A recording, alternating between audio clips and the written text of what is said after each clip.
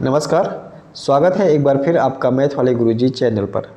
जो बच्चे जवाहर नवोदय विद्यालय की तैयारी कर रहे हैं क्लास 6 के प्रवेश के लिए, उन सभी बच्चों के लिए ये वीडियो बेहद ही महत्वपूर्ण है, क्योंकि इसी में से ही क्वेश्चन आप लोग के बच्चों एग्जाम में आएंगे। तो वीडियो को अंत तक पूरा ज़रूर देखिएगा। तो चलिए शुरू करते हैं। देखिए, फर्स्ट क्वेश्चन यहाँ पर दिया हुआ है, पहली 10 विषम संख्याओं का योगफल है। तो पहली 10 विषम संख्याओं का योगफल अगर यहाँ पर देखें, 10 विषम संख्या क्या क्या हो जाएगी। विषम संख्या वही संख्या होती है जो 2 से भाग करने पर पूर्णतः विभाजित नहीं होती है। तो 1, 3, 5, 7, 9, 11 ऐसे बच्चों आप जोड़ते जाएंगे तो पहली 10 विषम संख्याओं का योगफल पूछ रहा है। तो ऐसे मत जोड़ना, उसके लिए एक तरीका है, ऐसे n स्क्वायर होता है बच्चों, ठीक है, n स्क्वायर होता है। तो शुरुआती के 10 कह रहा है तो 10 का स्क्वायर कर देंगे तो कितना हो जाएगा, 100 हो जाएगा। अर्थात शुरुआती के 10 विषम संख्या को जोड़ोगे तो 100 आएगा, अर्थात डी वाला ऑप्शन यहाँ पर सही हो जाएगा, ठीक है। आगे देखिए, आगे है 15 से नीचे की सभी सम संख्याओं का योग होगा। तो 15 से नीचे सभी सम संख्याओं का योग अगर हम यहाँ पर लिखने जाएं तो क्या मिल जाएगा, 2, 4, 6, 8, 10, 12 और 14, और इन सभी का योग जब हम करेंगे तो ये बच्चों आ जाएगा 56, ठीक है। तो जब सभी को जोड़ेंगे तो आ जाएगा ये 56, अर्थात ये बी वाला ऑप्शन सही हो जाएगा, ठीक है। आगे देखिए, इसमें कह रहा है कि कुछ सरल करने पर प्राप्त होता है। तो इसमें जब भाग करेंगे आप लोग तो भाग करने पर बच्चों आ जाएगा 13,030 आ जाएगा, ठीक है, 13,030 आ जाएगा, डी वाला ऑप्शन सही हो जाएगा। तो मैं इतना उम्मीद कर रहा हूँ कि आप लोग भाग में तो परफेक्ट होंगे ही, भाग आपको अच्छी तरीके से आता ही होगा, ठीक है। अगला देखो, 37 तथा 73 के गुणनफल में से क्या घटाया जाए कि परिणाम 2500 हो जाए, ठीक है। तो देखो 37 और गुणित 73 में से क्या घटा दें, ठीक है, क्या घटा दें कि ये 2500 हो जाए, ठीक है, क्या घटा दें कि ये 2500 हो जाए।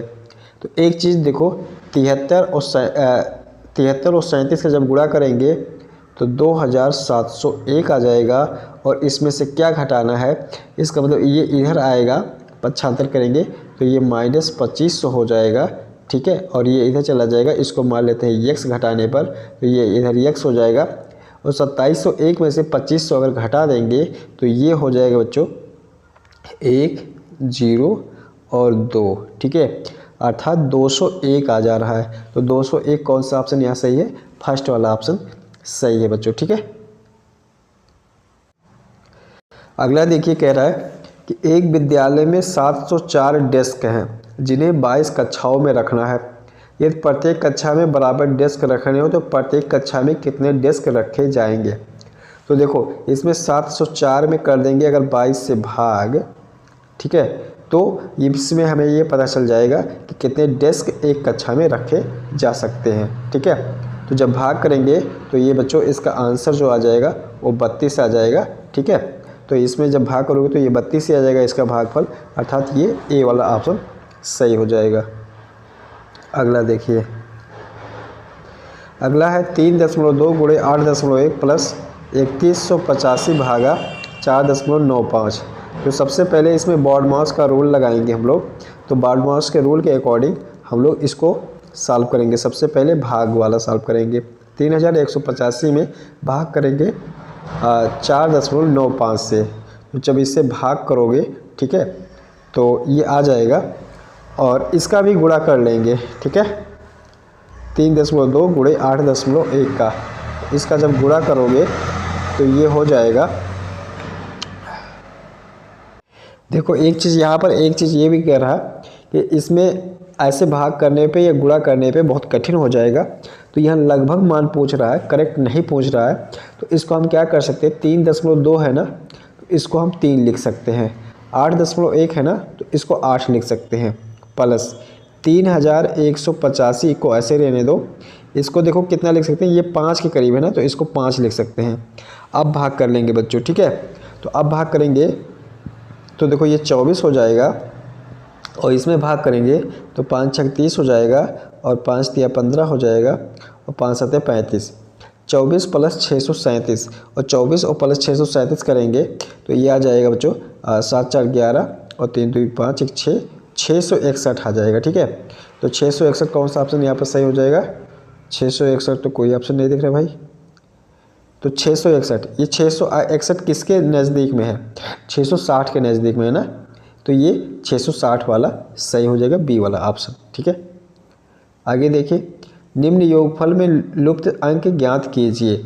ठीक है, तो लुप्त अंक ज्ञात करना है, इसको थोड़ा सा दिमाग लगाएंगे तो ये आ जाएगा।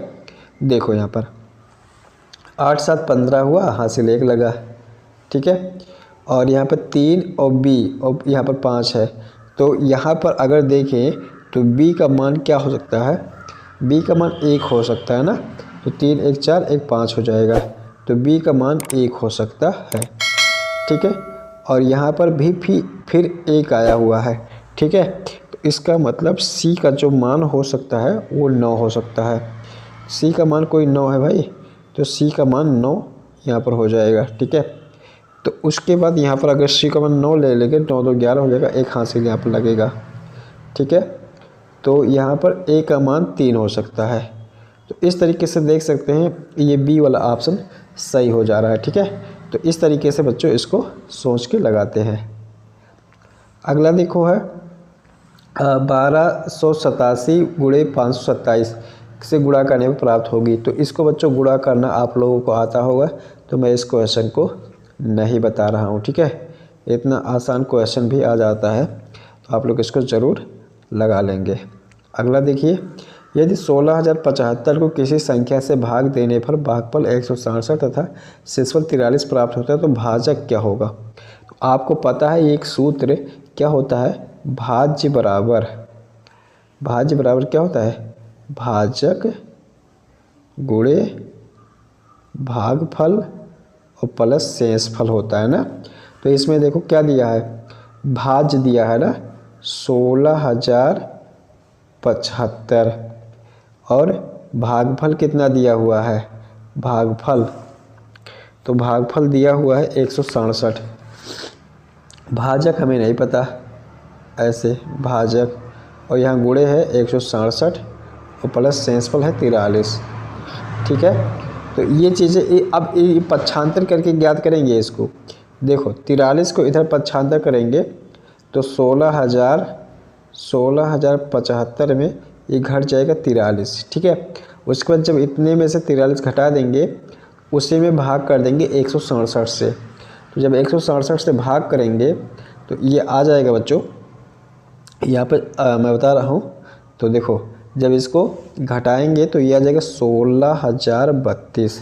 ठीक है, और हमने कितने से कहा? 167 से भाग करने के लिए कहा। तो जब भाग करेंगे तो ये आ जाएगा 96 आ जाएगा, अर्थात ये 9 का ए वाला ऑप्शन सही हो जाएगा। ठीक है, अगला देखो 85,793 माइनस, ठीक है, क्वेश्चन मार्क दिया हुआ है और प्लस 151 और यहाँ पर दिया हुआ है। तो एक काम करो, यहाँ पर क्वेश्चन मार्क को इधर लेके आओगे तो प्लस क्वेश्चन मार्क ऐसे हो जाएगा, और इन दोनों को जोड़ लोगे। तो जोड़ने के बाद यहाँ पर कितना आ जाएगा? देखो तो ये हो जाएगा 3 1 4 और हो जाएगा फिर 9 5 14 हो जाएगा, 7 1 8 1 9 हो जाएगा, और 5 और 8 हो जाएगा। और फिर इसको इधर लेके जाओगे तो ये माइनस में आ जाएगा 77,477 और बराबर क्वेश्चन मार्क। तो जब इसको घटाओगे तो ये आंसर मिल जाएगा। ठीक है, तो इसको जब घटाओगे तो जब इसको जो हमने कहा उसको घटाओगे तो ये आ जाएगा 8,467। ठीक है, तो 8,467 कौन सा है भाई?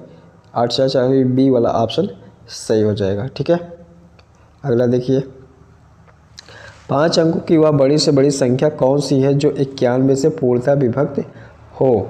ठीक है, तो 5 अंकों की सबसे बड़ी से बड़ी संख्या जो 91 से पूर्णतः विभक्त हो। तो आपको पता है कि 5 अंकों की सबसे बड़ी संख्या अगर लिखने जाएंगे तो 99,999 आ जाएगा ना। ठीक है, अब 91 से जब भाग करेंगे ऐसे 91 से, तो यहाँ शेषफल जो आ जाएगा वो 81 आ जाएगा। ठीक है, तो अर्थात ये जो संख्या है अगर इसमें 81 घटा दें तो जो हमें प्राप्त होगी वही संख्या मेन होगी। ठीक है, तो यहाँ पर देखो क्या करेंगे हम लोग 999 मतलब 99,999 में हम घटा देंगे 81 और जब घटा देंगे तो ये हो जाएगा 8 1 और यहाँ 999 99,918 आ जाएगा।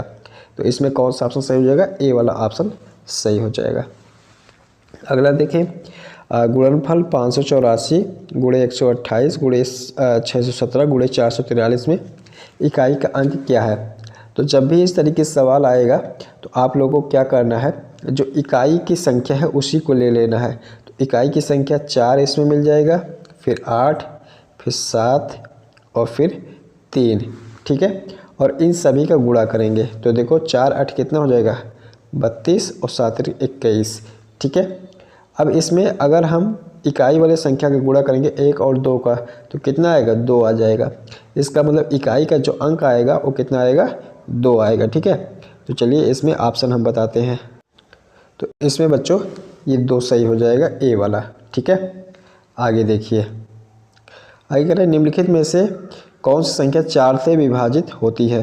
तो 4 से विभाजित होने का रूल ये बताया गया होगा आप लोग को कि लास्ट का दो संख्या अगर 4 से विभाजित होती है तो वो पूरा संख्या 4 से विभाजित हो जाएगी। तो ये देखो पहला वाला ए वाला 68 है ना, तो अगर ये 68 में 4 से भाग लगाएंगे बच्चों तो 4 एकम 4 हो जाएगा और 4 से 28, अर्थात ये 2 अंक लास्ट के 2 अंक कट रहे हैं तो इसका मतलब ये पूरी संख्या कट जाएगी 13 से। ठीक है, तो इसका ऑप्शन जो सही हो जाएगा ये 2 वाला ऑप्शन सही हो जाएगा। अगला देखो कह रहा है निम्नलिखित में से कौन सी संख्या 4 से विभाजित होगी? तो 4 से विभाजित होने का रूल आप लोग को बताया गया होगा कि लास्ट के 2 अंक अगर 4 से कट रहे हैं तो वो संख्या पूरा 4 से कट जाएगी। तो अगर 68 को देखो तो ये 4 से कटेगा, इसका मतलब ये पूरी संख्या 4 से कट जाएगी, अर्थात 13 का ए वाला ऑप्शन सही हो जाएगा। ठीक है, बढ़ते हैं आगे बच्चों। 14 नंबर में देखिए समान योगफल तथा गुणनफल वाली 3 लगातार प्राकृतिक संख्याएं हैं। समान योगफल तथा गुणनफल वाली 3 लगातार प्राकृतिक संख्याएं हैं। तो 3 अगर हम देखें तो ये ए वाला ऑप्शन ही देखो ध्यान से, अगर इन सभी को जोड़ेंगे तो भी 6 आएगा और गुणा करेंगे तो भी 6 ही आएगा। ठीक है, अर्थात इसमें जो ऑप्शन सही हो जाएगा ये ए वाला ऑप्शन सही हो जाएगा। अगला देखो 2 संख्याओं का योग इतना है, यदि एक संख्या इतना है तो दूसरी संख्या क्या है? तो दूसरी संख्या करने के लिए इसी में से क्या करना, 11,099 में घटा देना 9,999 बच्चों। ठीक है, और जब घटा दोगे तो 0 0 1 और यहाँ हो जाएगा 9 हो जाएगा 10 में से 9 घटाएंगे 1 हो जाएगा और हो जाएगा यहाँ पर बस इतना 1100 ही तो हो जाएगा। तो 1100 कुछ गड़बड़ हो रहा भाई, ये 10 उधार लेंगे हो जाएगा 10, 10 में से हम घटाएंगे 9 तो 1 बचेगा और इधर 0, ये 10 होगा 1100। तो इसमें से कोई ऑप्शन बच्चों कुछ गड़बड़ हो रहा है तो घटाएंगे 11,000, सॉरी बच्चों 11,009 लिखा था इसलिए गलती हो रहा है, घटाने में हमारा हो जाएगा 11,009 है।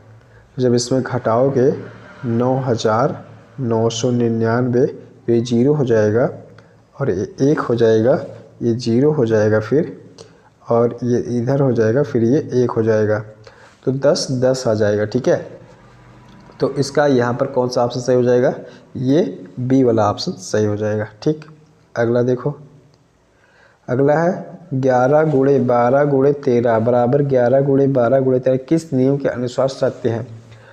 तो ये है गुणा का साहचर्य नियम। ठीक है, यह है गुणा का साहचर्य नियम, अर्थात सी वाला ऑप्शन सही है। ठीक है, अगला देखो 1 और 100 के बीच ऐसी कितनी संख्याएं हैं जो 6 से पूर्णतः विभाजित हो? तो 1 और 100 के बीच पूछ रहा है, तो देखो हम क्या करेंगे, इसी 100 में ना ऐसे 6 से कर लो भाग, ठीक है। तो कितना आ जाएगा, तो इसके जब भाग करोगे तो ये 16 बार आएगा और यहाँ पर जो शेषफल आ जाएगा वो कितना आ जाएगा, वो बच्चों 4 आ जाएगा, ठीक है। तो यहाँ पर इसका मतलब जो अभीष्ट संख्या है, ठीक है, 6 से विभाजित होने वाली वो 16 संख्या है, ठीक है, वो 16 है। तो यहाँ पर कितना हो जाएगा, सी वाला ऑप्शन सही हो जाएगा। 9554 को 39 से गुणा करने पर इकाई स्थान पर अंक होगा। तो ये तो सिंपल 9 चौक 36 अर्थात लास्ट में, तो इसमें हो जाएगा बच्चों डी वाला सही हो जाएगा, इनमें से कोई नहीं, ठीक है, क्योंकि 6 तो दिख ही नहीं रहा। अगला देखें, 26,487 में यदि 6 और 8 को आपस में बदल दें तो नई संख्या और मूल संख्या में अंतर क्या है। तो नई संख्या और मूल संख्या में, तो सबसे पहले मूल संख्या तो लिख लेते हैं। मूल संख्या हो जाएगी 26,487, ठीक है। और बदलने पे संख्या प्राप्त होगी, 6 और 8 को आपस में बदलना है। तो यहाँ पर क्या कर देते हैं, ये देखो 6 की जगह पे 8 हो जाएगा, 4 6 और 8 की जगह पे 6 हो जाएगा और ये 7। अब इनका अंतर, तो जब भी इसका अंतर करना है तो बड़े में से छोटे को घटाना है। तो जब इसको घटाओगे तो ये आ जाएगा 1980, ठीक है, अर्थात ये बी वाला ऑप्शन सही हो जाएगा। अगला देखिए ये है कि 93.40 को भाग करना है 0.015 से, ठीक है। तो जब इसका भागा लगाओगे यहाँ पर बच्चों, अगर इसको देखें तो दशमलव हटाने के लिए हम क्या कर देंगे, 1000 से गुणा कर देंगे ना, 1000 से गुणा कर देंगे। तो ये कितना हो जाएगा, ये हो जाएगा बच्चों 93400 और यहाँ पे कितना हो जाएगा बच्चों, नीचे 15 हो जाएगा। तो अब जब भाग लगाओगे, ठीक है, तो ये आ जाएगा यहाँ पर बच्चों ये लगभग पूछ रहा है, ठीक है। तो लगभग जब भाग इसको करोगे तो ये 6000 के बराबर लगभग में आएगा, ठीक है। तो ये डी वाला ऑप्शन सही हो जाएगा। तो मैं उम्मीद करता हूँ कि आप लोग इतना क्वेश्चन ज़रूर तैयार करेंगे, ठीक है। तो अगर वीडियो अच्छा लगा तो वीडियो को लाइक और चैनल को सब्सक्राइब जरूर करें अगर चैनल पर नए हैं। तो मिलते हैं किसी दूसरे वीडियो में, तब तक के लिए बहुत बहुत धन्यवाद।